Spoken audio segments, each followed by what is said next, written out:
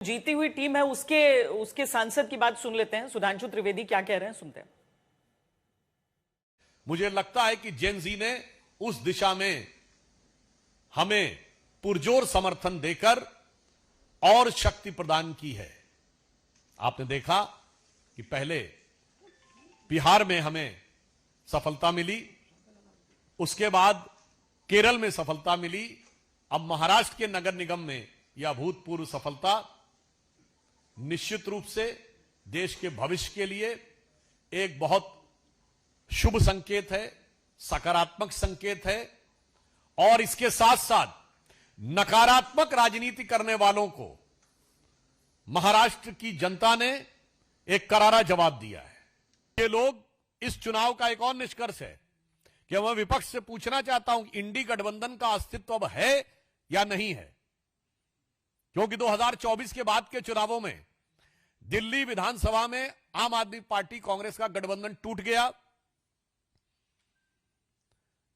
केरल में communist party और कांग्रेस अलग अलग लड़े, महाराष्ट्र नगर निगम में उद्धव बाला साहब ठाकरे, शिवसेना, उबाटा और कांग्रेस अलग हो गए, और बंगाल के आने वाले चुनावों में कोई संभावना नहीं दिख रही है कि तृणमूल कांग्रेस और कांग्रेस मिलकर लड़ेंगे। अर्थात इंडी गठबंधन का किला बिल्कुल तार तार होता नजर आ रहा है। पुणे के बारे में यदि 125 तक हम गए तो किसी को आश्चर्य नहीं होना चाहिए।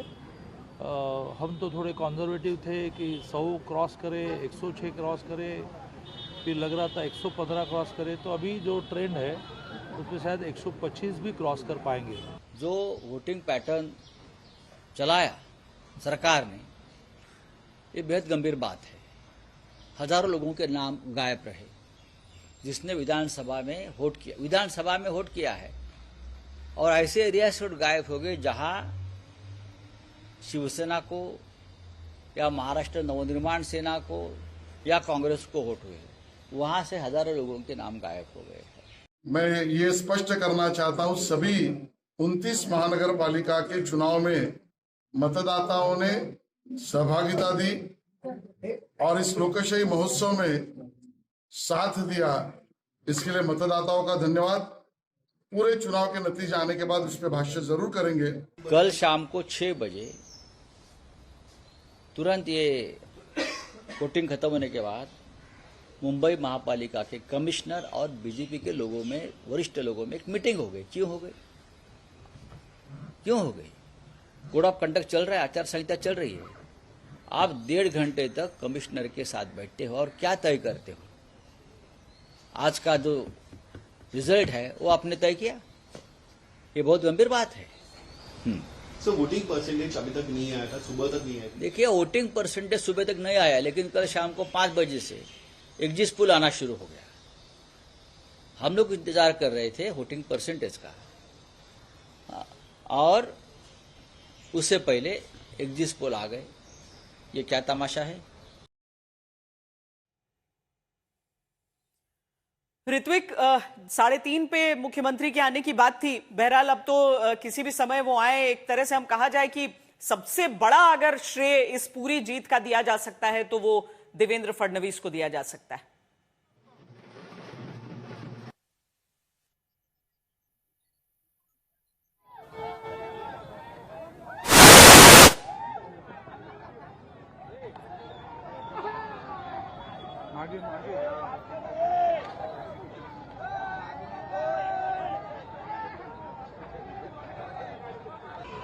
हम ऋत्विक से दोबारा संपर्क करते हैं। गुलाबचंद दुबे जी, आपने संजय राउत की तरफ से जो आरोप लगाए जा रहे हैं वो सुने होंगे। क्या आप लोग गंभीरता से ले रहे हैं? राहुल गांधी, संजय राउत जो बातें कह रहे हैं कि लोगों के नाम कटे, इंक मिटा, ये कारण दे रहे हैं वो अपनी हार का। जी श्वेता जी, मैं सुन रहा था। मैं राहुल जी का भी सुन रहा था और अपने छोटे भाई आनंद जी भी सुन रहा था। मैं यहाँ पे बातें यही भी कृता शाश्वत होता है कि निकली भंवरगाह से जो कश्ती किसी तरह गर खतरा हो बरकरार, तो साहिल नहीं हो कर जाते हैं अक्सर गलतियां ये तजुर्बों के नाम पर भले जाहिर है उनका हासिल, मगर हासिल नहीं हो। ये कभी एबीएम पे प्रश्न खड़ा करते हैं, तो कभी स्याही पे प्रश्न खड़ा करते हैं, तो कभी ये कह रहे हैं कि अभी विधानसभा में जो वोट दिए हुए मतदाता उनको, और मतदाता सूची से उनको निकाल दिया गया। तो कैसे कैसे इस लोकतांत्रिक व्यवस्थाओं के अंतर्गत कैसे इस तंत्र का उपयोग किया जाए, मेरे कुछ समझ नहीं आ रहा है। एक कभी चुनाव आयोग पर आरोप लगाते हैं, एक तो देश देख रहा है, अब आप जैसे लोकतंत्र के चौथे स्तंभ के रूप में आप लोग पत्रकार देख रहे हैं। इनके बातों का जवाब कुछ नहीं देना है, बस इनकी एक बौखलाहट है। और मेरा ऐसा मानना है कि जिस ढंग से हमारे छोटे भाई आनंद जी ने कहा कि हम सीखेंगे, अपने हार से इसमें कुछ सीखेंगे, इन्होंने कुछ कविता के माध्यम से बताई, एक कब तक सीखेंगे? ये लोकसभा में इनका बुरा हाल हुआ, विधानसभा में इनका बुरा हाल हुआ, फिर उसके बाद नगर पालिका नगर परिषद में इनका बुरा हाल हुआ।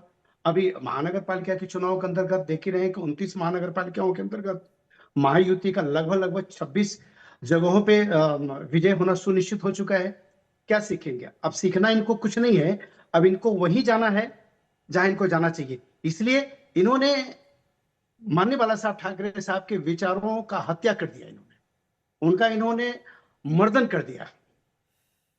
जो उस सल्तनत का सनातन बचाने के लिए और उनके विरासत को बचाने के लिए जो खड़ा हुआ मर्द मराठा आदरणीय एकनाथ शिंदे साहब, इसलिए सफलता की तरफ बढ़ते कि उन्होंने सेना में करके जब शिवसेना कहीं डूबने के कगार पे खड़ी हुई तो उन्होंने बचाने का काम किया। 2022 के बाद बगावत होती है, उस हालात में 2022 से लेकर 26 के बीच इतना बड़ा शिवसेना के स्ट्राइक रेट ला करके खड़ा करना, हम तो समझते हैं कि ऐसा योद्धा महाराष्ट्र के इतिहास के पन्नों में स्वराक्षरों में वो लिखा जाएगा, इसमें कोई दो राय नहीं। अब इनको कभी मिटा नहीं जा सकता। और ये माननीय बाला साहब ठाकरे जी का वारिस होकर के ये अपनों की मिटा दिए, ये इतिहास में लिखे जाएंगे। 20 अरे वनवास भी होता है तो 14 वर्षों का होता है। मराठा श्री रामचंद्र जी का वनवास हुआ तो 14 हुआ, ये तो 20 वर्ष वनवास होने के बाद श्वेता जी जब लौटे हैं तो भी परिणाम के रूप में क्या हुआ? श्रद्धेय श्री ठाकरे विरासत को इन लोगों ने खत्म कर दिया। चलिए ठीक है, आपकी जीत हुई है आज, आपकी जीत हुई है आज। आप मतलब वो बधाई के साथ अब उन्होंने शुरू किया था। एक छोटा सा जवाब आप ले लीजिए, फिर हम जल्दी से। 18 बीजेपी प्लस दिख रहा है स्क्रीन पर, 70 प्लस हमारी पार्टी दिख रही है। मतलब इतनी विकट परिस्थिति में जब आपने हमारा नाम, हमारा पहचान, हमारा चुनाव चिन्ह सब कुछ चुराया, फिर भी देखिए हम लड़ रहे हैं, हमने घुट्टे नहीं टेके हैं, हमारा सुपड़ा साफ नहीं हुआ है, फिर भी आप हमें ज्ञान बांट रहे हैं। बताइए, हमारी पीठ में छुरा भोंके हमारे विधायक लेके भाग गए। आपको 2004 में पहली बार विधायक बनने का मौका यही उद्धव ठाकरे साहब ने दिया। आप उन्हीं के नाम, उन्हीं की पहचान से चुन के आए, फिर आप कई बार चुन के आए, फिर आप मंत्री बने। क्या क्या हुआ इतिहास में मैं नहीं जाऊंगा, कम से कम आप तो हमें ज्ञान न देते। ठीक है, बीजेपी के साथ उनकी शरण में जाके आपका भी थोड़ा सा अच्छा हो गया है, कोई बात नहीं, आप उनके साथ खुशहाल हैं। आप तो खुद कमल बन गए, अब आपकी पहचान तो बची नहीं, गुलाम बन गए, कोई बात नहीं। अपने मालिक के साथ इत्मीनान से रहिए, प्यार से रहिए, लेकिन कम से कम हमें तो ज्ञान न दीजिए। पूरा भारत जानता है कि आपका चाल चरित्र, चेहरा कैसा रहा है, इसके लिए आपसे ही उम्मीद नहीं है। ठीक है, बीजेपी हमसे बात करेगी, जब दो धुरंधर एक साथ मिलेंगे तो दो धुरंधरों के बीच में बात होगी। बाकी खिलाड़ी जो है वो तो केवल दर्शक दीर्घा में ताली गद्दारी की बात आपने की, उसका तो एक तो अदालत में चला, एक जनता की अदालत में चला, दोनों तरफ का निर्णय सबके पास एक। आज तक देश का सर्वश्रेष्ठ न्यूज चैनल